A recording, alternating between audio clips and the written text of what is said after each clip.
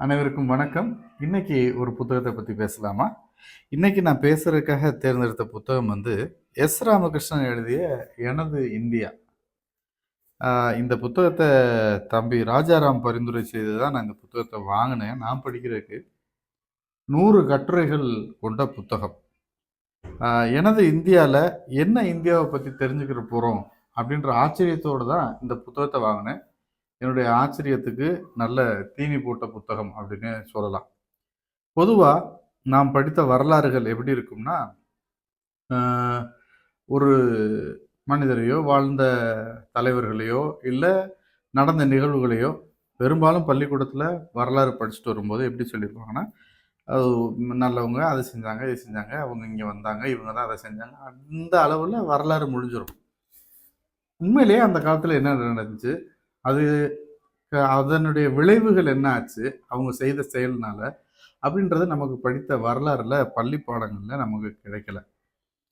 எடுத்துக்காட்டா சொல்லணும்னா, அ கள்ளிக்கோட்டை அப்படின்ற கோழிக்கோடுக்கு முத வாஸ்கோட காமா வந்தாரு. அந்த இடத்துக்கு வந்து அவர் அந்த இடத்த பார்த்ததுனால, ஆ அ நன்னம்பிக்கை முனைன்னு அந்த இடத்த சொன்னாரு. அவர் தான் இந்தியாவ கண்டுபிடிச்சாரு அப்படின்னு வரலாறுல படிச்சிருக்கிறோம். அவர் என்ன இந்தியாவ கண்டுபிடிக்கிறது? இந்தியா அங்க தான் இருந்துச்சு. அது அப்ப இந்தியாவா கூட இல்ல அது. அத வந்து அவர் கண்டுபிடிச்சாரு அப்படின்னு சொல்லி இப்படித்தான் படிச்சுட்டு வந்திருக்கிறோம் இல்லையா? ஆனா, அந்த மனுஷன் இங்க வந்தப்ப என்னென்ன பண்ணாரு? வந்து இங்க ஆட்சி அமைக்கிறேன் அவர் வந்து ஒரு ராஜாவோ, ஒரு மன்னரோ ஏதோ படையெடுத்தோ வரல. அவர் ஒரு வியாபாரமா வந்த ஆள் தான். ஆ கடல் வழியா இந்த இடத்துக்கு வந்துட்டு, இங்க இருக்கிற மக்கள அவர் ஆட்சி செய்ய, அவங்க அரசோட சேர்ந்து அவர் பண்ண விஷயங்கள் என்ன? என்னென்ன அட்டகாசம் பண்ணாரு? அப்படின்ற தகவல படிக்கும்போது எனக்கு ரொம்ப ஆச்சரியமாச்சு.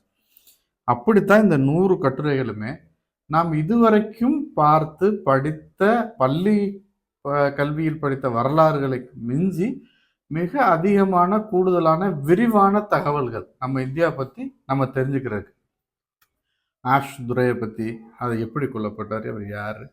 வாஞ்சிநாதன். முதல்ல தமிழ்ல அச்சிடப்பட்ட புத்தகம் என்ன? டானிஷ் கம்பெனி கொண்டு வந்த அச்சு இயந்திரம் என்ன? இப்படி தகவல்கள் விரிஞ்சுக்கிட்டே போகுது. ஐஸ் ஹவுஸ் சென்னையில கேள்விப்பட்டிருப்பீங்க. அது எதுக்கு வந்துச்சு? ஐஸ் ஹவுஸ்னா என்ன? ஐஸ் எங்கேருந்து கொண்டு வந்தாங்க மொத? ஐஸ வேற ஒரு கண்டத்திலேருந்து நமக்கு ஐஸ் கொண்டு வரப்பட்டது அப்படின்ற தகவல்லாம் தெரிஞ்சுக்கும்போது, அந்த ஐஸ் வந்து மிகப்பெரிய ஒரு பொருளா இருந்திருக்கு ஒரு காலத்தில. குளிர்சாதன வசதி இல்லாதப்ப. இதெல்லாம் ரொம்ப ஆச்சரியமூட்டிய தகவல்கள் எனக்கு.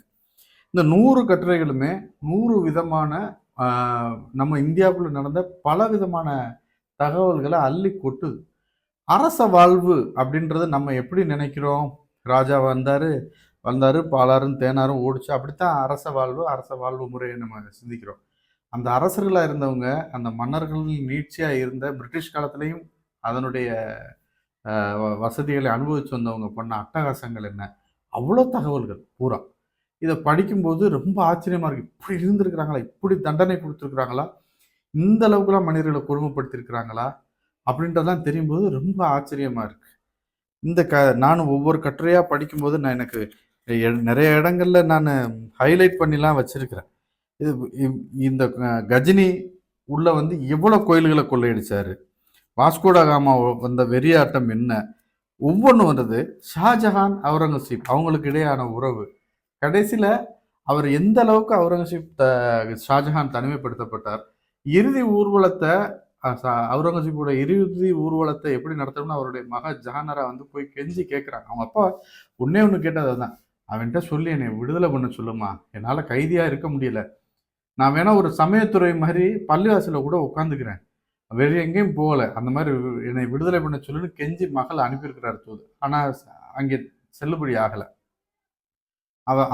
அவர் இறந்த பிறகு இந்த தந்தையின் இறுதி ஊர்வலம் இப்படி இருக்குன்னு போய் கேட்ட கோரிக்கை கூட நிராகரிக்கப்பட்டது. அப்ப ஷாஜஹான் என்ன சொல்லியிருக்காரு? "இது எனது இந்தியா. எனக்கு நீதி கிடைக்க மாட்டேங்குது" அப்படின்னு அவர் வருத்தப்பட்டதா அவர் சொல்லி, இந்த மாரி விஷயங்கள்லாம் நம்ம படிச்சதில்ல வரலாறுல. ஆக இந்த 100 கட்டுரைகள் நான் இப்போ ஒவ்வொரு கட்டுரையும் பத்தி பேசணும்னா, இந்த இந்த புத்தகத்தின் கனத்த பாருங்க. இந்த 100 கட்டுரைகள பத்தி நான் பேசணும்னா, அவ்வளோ நேரம் பேசினா, அவ்வளோ தகவல்கள் பொதிந்து இருக்கின்றன இதுல தகவல்கள். நான் இதை அவசியம் பரிந்துரைக்கிறேன். இந்த புத்தகத்தை வாங்கி நீங்கள் வாசிக்கலாம். இந்த புத்தகத்தின் மூலம் நம்ம இதுவரைக்கும் என்ன விஷயமா வரலாறை தெரிஞ்சு வச்சுருந்தோமோ அதற்கு மாறுபட்டு நிறைய புதிய தகவல்களை தகுந்த ஆதாரங்களோட அதனுடைய குறிப்புகள் நிறைந்த மற்ற புத்தகங்களையும் அவர் ஆதாரமாக குறிப்பிட்டு உதவி இணையதளங்கள் எல்லாத்தையும் குறிப்பிட்டு இந்த புத்தகத்தை எழுதி தந்திருக்கிறாரு. இந்த புத்தகத்தை படிப்பதன் மூலம் நமது இந்தியாவை பற்றிய வரலாறு, இதுவரை கேள்விப்படாத வரலாறு, நாம் கேட்டு திருத்து நமக்கிடம் சொல்லப்பட்ட வரலாறு எல்லாத்தையும் நம்ம தெரிஞ்சுக்கலாம். இன்று இந்த புத்தகத்தை பற்றி உங்களோட பேசியதில் எனக்கு ரொம்ப மகிழ்ச்சி. நன்றி, வணக்கம்.